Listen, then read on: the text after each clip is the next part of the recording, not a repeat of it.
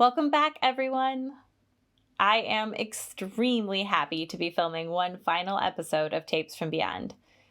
I'm sorry that this episode has been a little delayed, but it will all make sense in a few moments. First, I would like to play a voicemail for you that I received on October 6th at roughly 4 in the morning. Alina, this is James. It's Jack's dad. She came home, last night, and, she's sleeping right now, but, I thought it'd be good for her to see a friendly face when she woke up. Please let me know. Bye.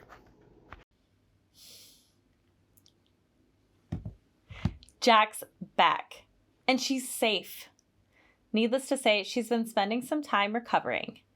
We've been in pretty constant contact, and she'd been insistent that she wanted to do one more episode of the show.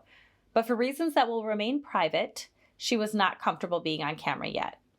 After some discussion, we came to the conclusion that what would be best for everyone involved would be for her to write down her story and have me read it to you.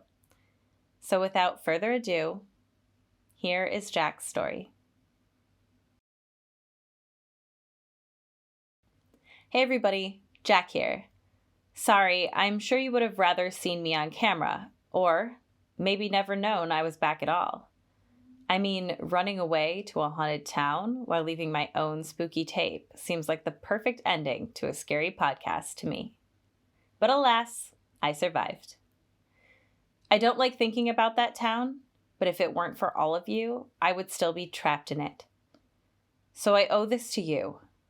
I owe it to Jim Wallace, Matthias Deja, Griffishal Griff, Ali 459, Trombone, Go Green Ranger, all the people on the Vehemence Discord channel, and every single person who watched or listened to this show. It probably doesn't seem like it, but I am in a better place now than I have been since I was 9 years old. And that is thanks to everyone I just listed. If I didn't tell you my story, I don't know that I could forgive myself. I guess I'll start from when I broke into my sister's house, which I still feel awful and embarrassed about. But I didn't have any other way. Oh, as a quick aside, if anyone cares, my sister and I are good now. I mean, maybe good is too strong of a word, but we're on our way to being good. When I got out, she was the first person I called. I apologized to her, and she apologized to me. Why did she apologize, you ask? Well, I'm kind of surprised no one caught this, but hearing Tape K was an eye-opening experience for her. When you were interviewing her, Lena, she said that our mom's last words to her were, "Take care of your sister for me." But in the tape, you can clearly hear her say, "Take care of the family for me." This is Lena speaking for myself real quick. I did go back and listen to the interview and Tape K, and Jack is right. I can't believe I missed that. Now, back to Jack's letter. Don't get me wrong. This didn't make Maria suddenly believe my mom and my side of the story, but it proved to her that even she could be wrong about stuff. One last thing about my family before I go on. I am staying with my brother, and he wants me to tell Andy Sucks that whoever they are, they're an asshole, and he's not a psychopath or anything. So anyways, after I found and listened to the tape, I drove straight to your house, Lena. I was still pissed that you had talked to my sister, so I wanted to shove it in your face that the trap man was real, and that I wasn't making any of this up. I walked up to your door and raised my hand to knock, but froze. The whole way over to your house, I was thinking of the perfect badass thing to say to really stick it to you. I settled on something absolutely nasty. I practiced the line one last time before I knocked on your door, when it hit me what I was about to do. I was really taken aback at what I was about to say. I'm ashamed I even thought of it, honestly, which is what made me realize this wasn't me. This is not who I am. I realized this fucking town was still controlling me. I don't mean in the literal sense. I mean my obsession was forcing me to do things I would never do under any other circumstance, which is why I stopped. I got back in my car, drove to the motel I was staying at, and cried for about 2 hours. We're talking ugly crying. Curled in a ball and puking in the sink kind of crying. Over 2 decades of fear and anxiety and trauma and loss and grief all came pouring out in that moment. I finally had the answers I was looking for. Well, most of them anyways. And nothing else.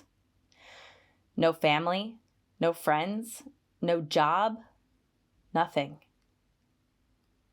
When I finished crying, I slept for an entire day.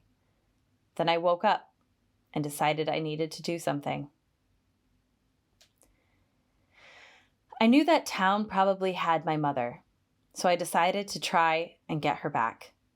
I drove a long, long way, and eventually I got off the freeway and stopped at a little gas station on the outskirts of town. I can't help but think it was the exact same gas station Adam stopped at in tape A. It was just like he described. Empty of people, but full of stuff. And there was a spinning rack for greeting cards that had a single card on it. The front had the name of the town over a picturesque photo of a lake, and on the back was written, "Welcome home, Jack. It's been a long time coming." The handwriting matched the envelopes the tapes were sent in exactly. I ripped the card up, grabbed a map, and walked out. I didn't even try my car. I just started walking into town. I began my long walk into town, and after a while, I came up to a fork in the road. If I went left, it is the most direct way into town, but I also had to go past the woods. If I went right, I would wrap around the lake and come up the backside of the town. I know what Adam said about that being an unknown quantity, but unlike him, I would rather risk that than the thing from the woods. I walked around the lake, and eventually I came up to this burnt-down hotel that has a dock with a little rowboat. So I boarded that and went across the lake. When I eventually landed in a park, according to the map, the bowling alley wasn't too far away, so I started to walk over there. The town was exactly how Adam described it. A resort town that looks like one day everyone just got up and left. Some of the doors were boarded up or chained shut. Everything looked like it had been sitting and rotting for a while. It looked like the ghost of a charming little town your rich aunt has a summer home in. There was one key difference in our experiences, however. I never felt alone in there. Out of the corner of my eye, I would always notice a blind close or a person move. And when the wind was low, I could swear I heard people whispering. The kind of thing you think you see or hear when you're scared or alone in the middle of the night. But when you get up to check it out, nothing is there. By the time I got to the bowling alley, I was about to lose it. I didn't want to be stuck in there like Adam, but I just needed to get away from that feeling of being watched. When I rounded the corner and saw the bowling alley for the first time, I almost tripped over myself. It was so bizarre actually seeing it. It was indescribable. Plus, at this point, there was no mistaking that there was something following me. The whispers were loud enough that I could almost make out words, and the shuffling sounds of someone moving were getting louder and louder. So I decided to run to the bowling alley. When I got up to the door, I pulled on the handle, but it was locked. I was so sure that it was going to be open that when I yanked on the handle and it didn't budge, my hand slipped off, and I fell down hard.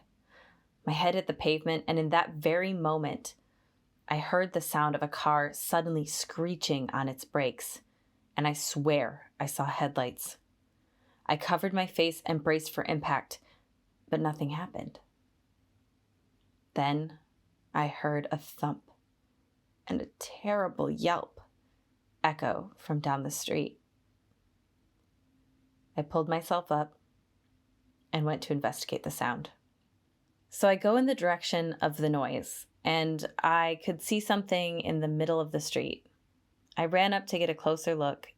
There's a pack of dogs, and they're eating the carcass of another dog that looked like it had been run over by a car. I found a rock in the road, and I threw it at them to get them to scatter. And they all looked up at me, which is when I realized there was something wrong with these dogs. I don't know how to describe it exactly, but they looked wrong. I started to run away from them, and they began chasing me. I spotted an alleyway that was closed off by a barbed wire fence. I hopped the fence, but one of the dogs was able to bite my leg, and I felt teeth sink in from all four sides of its mouth. I managed to cut my arms up even worse climbing the fence. As soon as I hit the ground, one of the dogs was trying to push his face through a small gap at the bottom of the fence. It was cutting its face up along the sharp edges of the chain link, but it didn't seem to notice. I got back up and started running. And when I got out into the street, I noticed there was one other building that was also lit up. I ran to it, and when I got to the doors, I realized it was a hospital. I burst through the door and fell to the floor. To my shock, as soon as I fell through, I heard someone yell, "Oh my, are you okay?" And before I knew it, I was being helped up by a couple of nurses. The last thing I was expecting in this building was to find other people, so the whole experience was extremely disorienting. The nurses called for a doctor, and they helped me up onto a gurney and strapped me in tight. I told them to shut the doors, that there was a pack of wild dogs out there. They asked if there was something wrong with the dogs.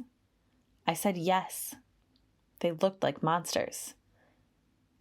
And they gave each other a concerned look. Now, strapped to the gurney, they started wheeling me in deeper to the hospital. The lobby of the hospital could have passed for normal. Like, it was still old and decrepit, but I've been in businesses that were still active and in worse condition. However, when I got a better look at the people, I realized something was very wrong about this place. They were pretty well covered with PPE, but the parts of their faces I could see were wrong. Their skin was off-colored, and their eyes looked too big.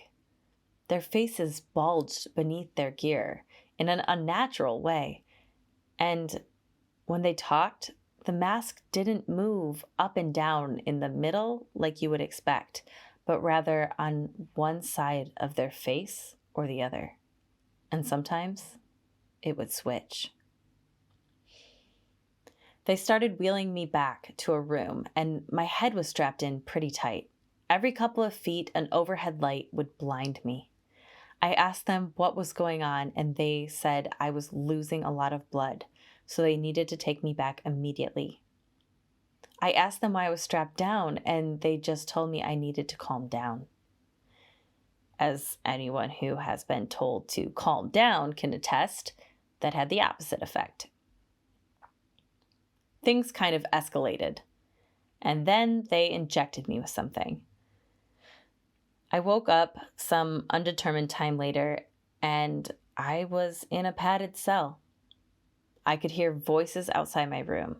There was one of the nurses from earlier talking to someone else. I heard them talking about how I was hysterical and how they were worried about me. My legs and wrists had been bandaged, and they had dressed me in a hospital gown. Eventually, one of them came to the door, and they said that I was having a psychotic episode and that they needed to keep me in here for my own safety. I told them that was bullshit, and they needed to let me go. They refused, unless I would sign some paperwork admitting I was insane, and then, and only then, would they let me out of the room. I told them to go fuck themselves, and then eventually they would leave me alone for the night. This went on for a very long time. Every day they would slide food through a little gate on the floor. Every evening, one of those fucked up looking doctors would slide open a little eye hole and try to convince me to sign off on the paperwork. And every night, a guard with a guard dog would come through the halls and check on each room. It went on like that for months. Every single day, someone would come through and try and make me believe I was insane. And by all intents and purposes, they were right. I could not rationally explain this situation. Every little detail about this place was designed to make me feel horrible. When the doctor was trying to convince me to sign the paperwork, they would tell me not to feel bad, that this sort of thing was genetic, so it wasn't my fault. The food they would slide through the door was rotten, and when I got desperate enough to eat it, I had to carefully pick through it all to find any pieces that weren't going to make me sick. The guard was so cruel to his dog, and he was always yelling at him and yanking on his choke chain. I could hear the guard kicking him after every room. There were so many times where I almost gave in, where I almost just signed the paperwork and gave up. There's no way of knowing, obviously, but I think if I signed that paperwork, if I gave in to the idea that I was insane, the town would have won. The only reason I didn't give in was because of you, Lena, and our listeners. The entire time we've worked on this show was a safe place for me. No one ever doubted me. No one accused me of making it all up for attention. Everyone just wanted to help. My whole life, everyone who knew my story thought I was crazy. Except for all of you.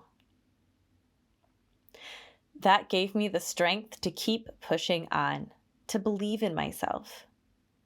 God, it sounds so cheesy when I say it out loud, but I don't care.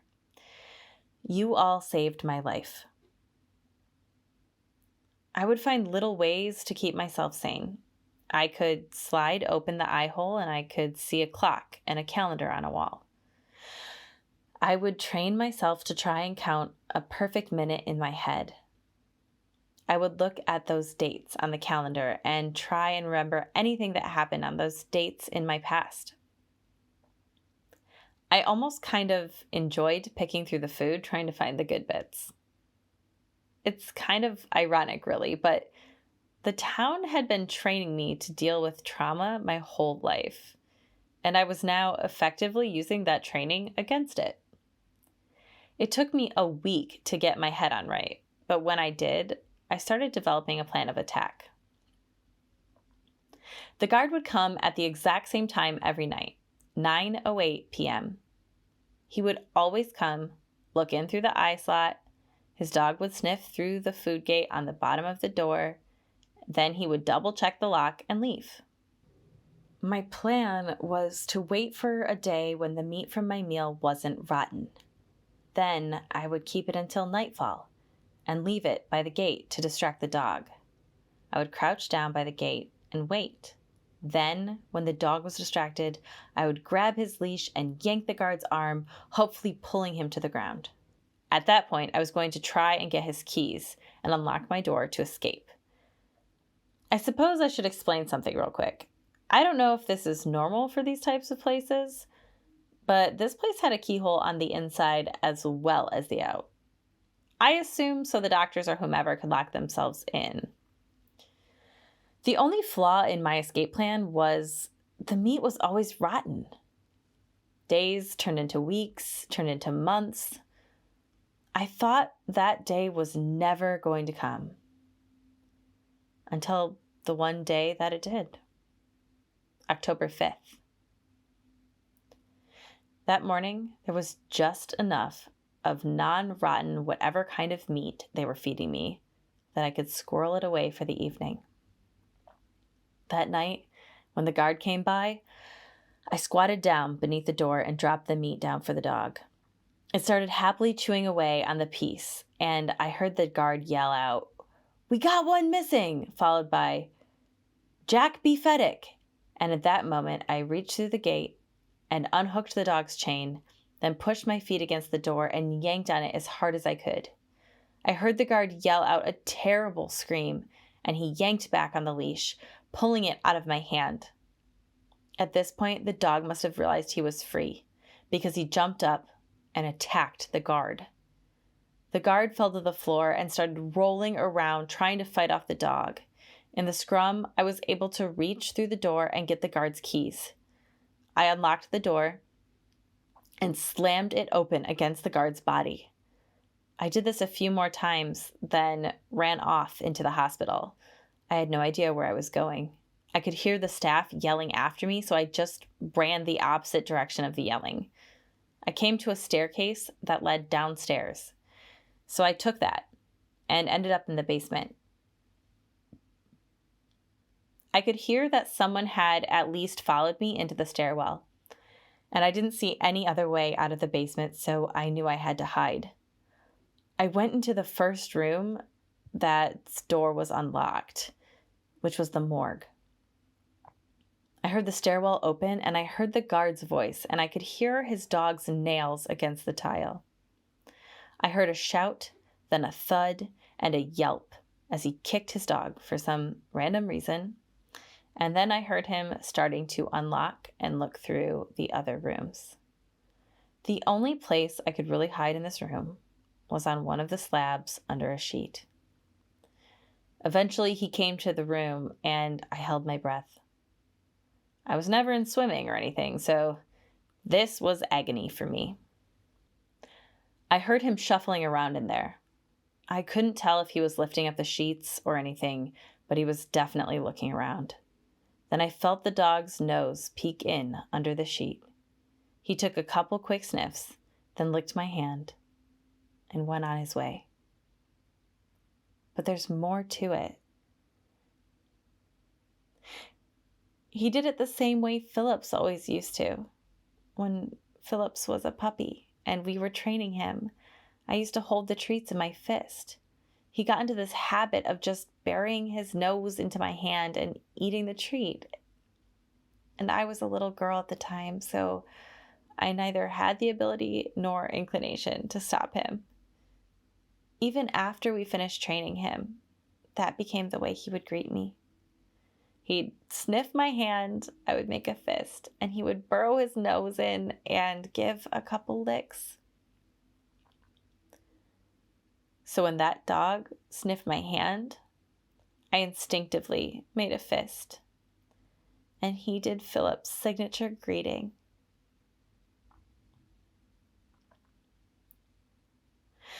Let me be clear about something. I don't think that was my dog, but I do think the town wanted me to believe that it was. Phillips is dead, and he has been for a long time. I don't know what that town is or what it can do, but even if that was my dog, it wasn't really my dog. After it sniffed my hand, they left. Not a moment too soon either, because I was starting to see stars from holding my breath. When the door to the morgue shut, I breathed again and fell down onto the floor. My whole body was weak, and I just needed to lay there for a moment and let my lungs refresh oxygen back into my system. After a moment, I got up and checked the hallway. My pursuer had moved on in his search, and I finally had a second to think. I was still in my hospital gown, so my first step was trying to find some actual clothes. I looked through the other rooms, and one had a closet labeled "Hold for Next of Kin." I opened it up, and there were several bins in there. I rifled through a couple of them before I opened one and found some of my mom's stuff. There was a lighter, a pack of cigarettes, and some clothes, including this old sweater that she always used to wear. I know the town was trying to break me with this, but it had the opposite effect. It gave me so much hope. You see, I think my mom and Adam were both right. I think this town is a predator that tries to devour whatever it can. But I also think that it has a specific taste. I think Adam was right when he called this place purgatory. Just not in the biblical sense. I think this town needs suffering, but it needs a certain kind of suffering. I think it needs to break people. I think it challenges the people who are trapped in it by making them confront the things they fear the most, banking on the fact that they would rather die than face their fears. This town thought that reminding me about my mom's sacrifice would break me, but it didn't. It emboldened me. When I saw my mom's sweater, I wasn't reminded that she was gone. I was reminded why she went in the first place, to protect me. And that's exactly what she was doing now. It reminded me of her strength and helped me find more of my own. I put on my mom's sweater and was shocked to see that it fit me perfectly. When you're a kid, your parents look like giants to you, and that never really goes away. So when I put on her clothes and they fit, I was surprised. I left that basement and miraculously didn't encounter a single other soul in the hospital. I ran out the door and started to backtrack my way through the streets.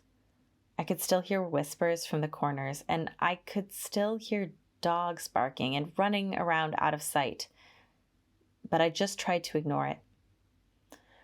While I was running through the town, I put my hands in my mom's sweater and I found the keys to my mother's car. I know that for a fact because it still had a custom keychain I made for her when I was in the 3rd grade. A little ways into the town, I found a gas station that also had a service garage, and want to guess what was parked in there? That's right, my mother's car. And unlike Adam's car, this one fired right up. I drove it out of town and it died about a mile shy of the gas station where my car was parked. I then hopped into my car and drove back here. By the end, I think the town was just letting me go. I don't know if it got what it wanted from me or determined it wasn't worth the effort or what. But for whatever reason, it let me go. And now I'm doing the same. I'm having a hard time letting Adam's story go unresolved. But I'm afraid I will never find the ending. And I'll never be able to fully leave that town. So I'm choosing just to let go. I'd like to once again thank all of you for sticking with us. And I have one final piece of the puzzle for you. Thanks to all of your tireless efforts, I was able to whittle down Jack's list a little further, most directly because of Go Green Ranger's discovery of the movie Adam mentioned. And earlier this morning, I made a phone call.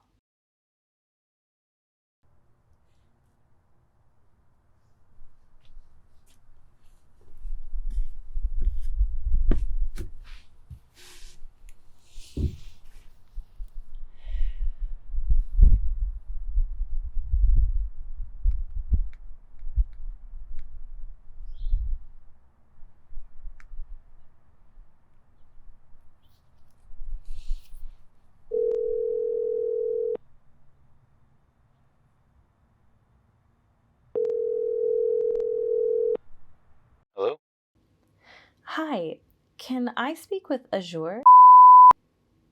Speaking. Hi, my name is Lena, and I just need to let you know that this call is being recorded. Okay, Lena. Well, what can I help you with?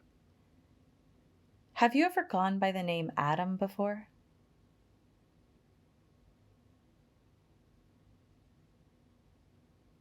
Who are you exactly? I host a podcast with my friend Jack. We investigate these mysterious tapes she's been receiving in the mail, tapes that we believe you may have sent her. I'm sorry, you must have the wrong person. I've never sent anyone tapes in the mail.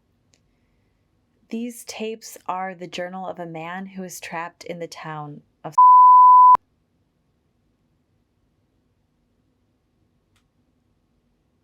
Hello? God, I really thought I was done with that town. I'm sorry. I know this is probably a difficult conversation, but like I said, someone has been sending these to my friend Jack, and I just need to find out who and why. I never sent them to anyone. I never wanted anyone to hear them. If she thought they were supposed to be sent to her, I can only imagine how difficult that must be. I'm, I'm truly sorry that she had to experience that. Okay. To be clear, you didn't send them, but are you are saying that it was you on the tapes and everything you describe in them really happened? Yeah, yeah, it's me, and it's all true. I suppose that's why you're recording this. You want to put this on your show? Only with your permission. I just needed to know if you sent them for my friend's sake. But if you're willing to talk, my listeners have some questions they would like to ask you. I do too, for that matter. I spent so much of my life hiding from the things I talk about on those tapes. I suppose it's only right that now I put it out there for the whole world to hear. So go ahead, ask your questions. Okay, just so you know, we can stop this conversation at any time, and if you hang up on me, I'll never call you back or bother you again. Does that work for you, Mr.? Please call me Adam. It's been a long time since I've heard that name. It's kind of nice to hear it again. Okay, Adam. So, if you didn't send the tapes to Jack, what did you do with them? And do you have any idea who did send them? Uh, I threw him down a well in the town. I was hoping it would destroy him.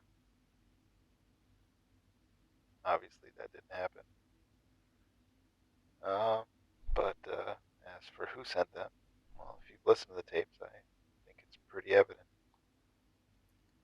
The town itself? Most likely. Okay. Some of the tapes were just noise, like there wasn't any talking in them. Do you know how many tapes you made? Did you make any that could fit that description? Yeah, I know exactly how many I made. 10. There was an unopened 10-pack in the office, and I recorded on all of them. I actually even re-recorded over some of them. I don't remember exactly what was on each of them, but I think there were a few that could have just been noise. Uh, One time I set up a trap in the office when the gremlins were getting really bad. God, it's so weird to talk about this again, but yeah, they mess with my stuff when I was sleeping, and I wanted to see if anything was coming into the actual office part. Um, One of the times when I woke up, I saw that the tape had been triggered, but as for the noise on it, I couldn't really make out what was happening.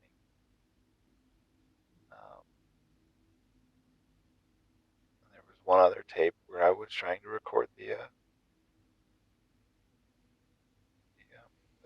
thing from the woods. Just to know that I wasn't making it up. There was another one where I recorded over a tape with me yelling for some time, then shit talking the thing from the woods. I suppose that tape never made it down the well, so I don't know what happened to that one. Our listeners would like to know more about you. Are you willing to tell us about what happened after you left the town? Sure. I went back home. I discovered that my family had me declared dead. They didn't even wait the 4+ years I was in there either to do it. They pretty much just did it right away. That didn't really surprise me. We all more or less hated each other. I'm sure my parents wanted to clean up the mess of my disappearance. What do you mean by that? Was there some mystery with you leaving? No, my parents knew exactly what I was doing, and they hated it. What I mean by mess is, if your child is missing, you have to keep up appearances that you want to find them. If your child is dead, then you just get everyone's pity. Anyways, I came back home and discovered that they had died only a few weeks prior to my return. Oh no, I'm so sorry. Thank you. Well, it turned out that my uncle was in charge of my parents' estates. He assumed that I was off living some untoward lifestyle and was only showing back up to get my parents' money. I mean, I don't blame him for thinking that. It's a lot easier to believe that than the truth. He wanted to keep my share of my parents' money, and I fought him on it. My uncle, pretty much my whole family for that matter, are bad people. I didn't want him to have any more of my parents' money than they were already getting. He ended up relenting pretty quickly when I threatened to expose the family secrets. He signed off on my portion and then cut ties forever. I changed my name to distance myself from the family right before I left on my trip. Got trapped in that town. So it was pretty easy for everyone to have a clean break. I quit practicing law and I moved out here to become a teacher. And I think that's about all I'm comfortable sharing with about my personal life. Did you ever tell anyone about Sam Sullivan?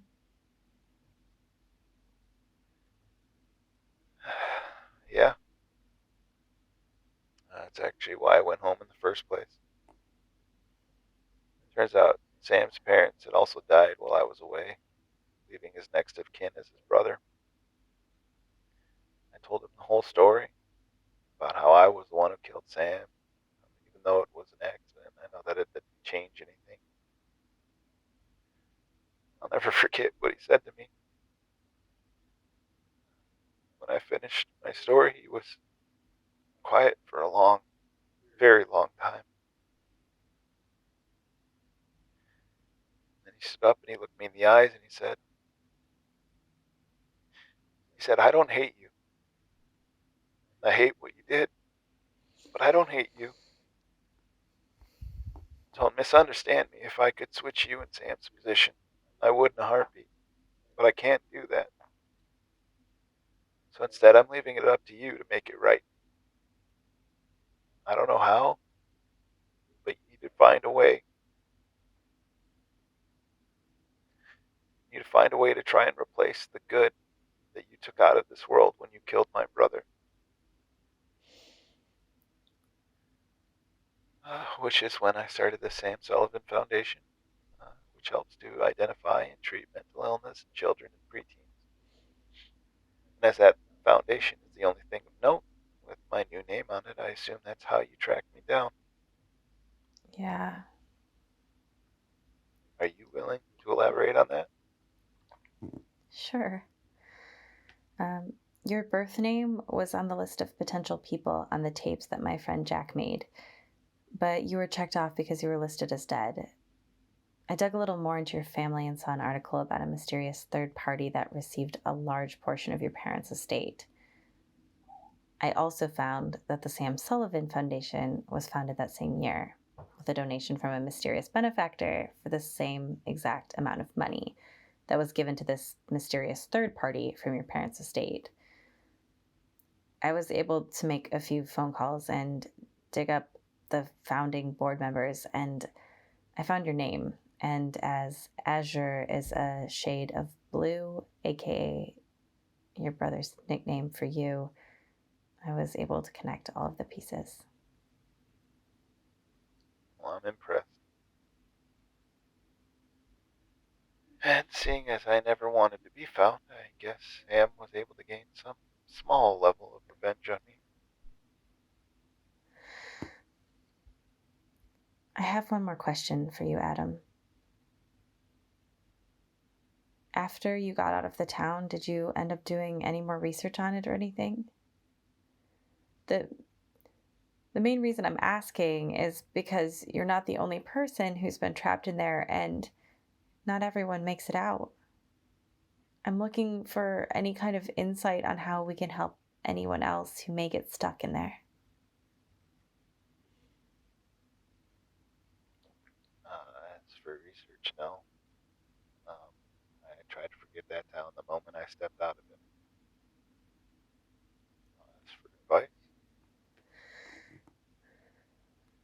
I can't speak for anyone else who's been there, but for me, all I can think to say is try not to be the kind of person that the town would want in the first place. If you have something weighing heavy on your heart, try to find some way, any way, to make it right. That's good advice. Well, Adam, thank you for your time.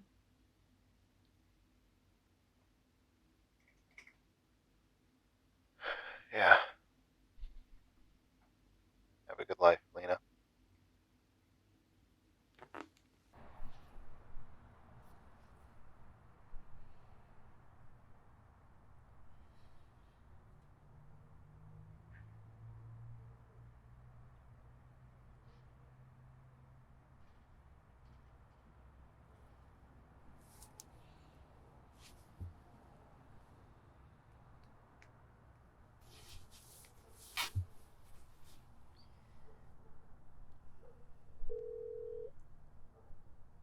Please leave your message.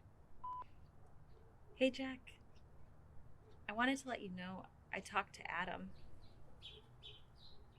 He got out, and he's doing good. Let's get together soon.